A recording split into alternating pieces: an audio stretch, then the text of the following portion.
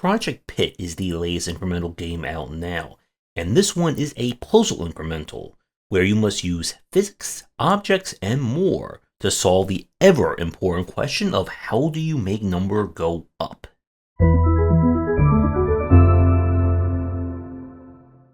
Our story is that we work for a mysterious company that seems to be obsessed with sending rubber duckies and other objects down a pit. And we must figure out the most optimized or chaotic way to do so, all while discovering the mysteries as to what is happening. So this is kind of like the incremental horror kind of design, where you need to be completing your task, which in this case is throwing more and more objects down the pit. By doing so, this will unlock more features, more mysteries, and will hopefully get you ever closer to figuring out what is going on. As I said in the stinger, the major aspect of what separates Project P.I.T.T from other incrementals is the focus on physics and movement. You see, picking up one rubber ducky at a time and dropping in the pit is slow, so why don't we put them in a crate? Well, the crate is still slow and it's not really easy to move them around.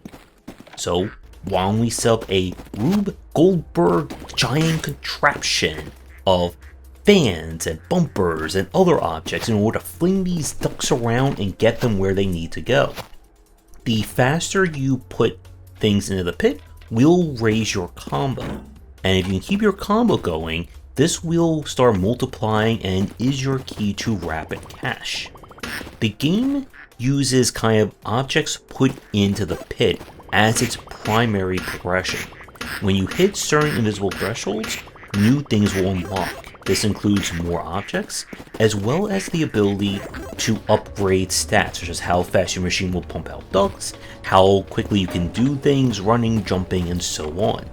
And if you decide to look around in the dark, you may find some other strange things. It is certainly a very different take on incremental design, especially compared to when we looked at Orb of Creation earlier this summer. Instead of kind of being a game that lets you explore different routes and options through numbers, this is more akin to, say, Factorio or an automation game. How much do you want to automate things? For me, my life's goal was to just set up to perfectly automate duck creation and put into the pit.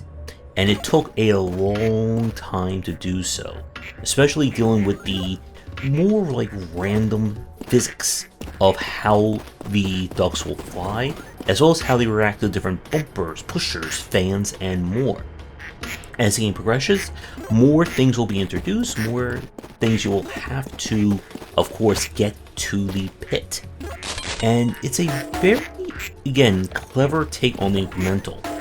My main issue that I have with it is because it's focused so much on the automation and the physics, the upgrades and kind of general reward structure wasn't hooking me as much as some of the other ones that I played. Yay, I get to make ducks faster. Okay, I still have to build my entire machine. And the controls can be a little bit janky in that respect.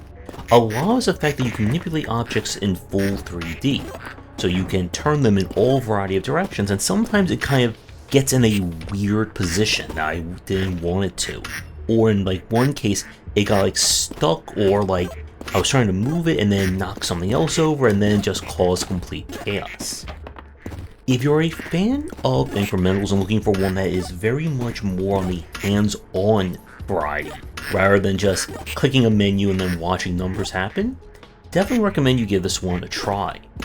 And curious to see where else this game will go with these mysteries, with these bumpers, and how many things can I just effectively bounce around the map. Project P.I.T.T was played with a press key. Link to the Your Game for a future stream and review.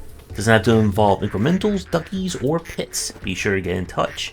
If you did play this one, let me know what you think about it down below.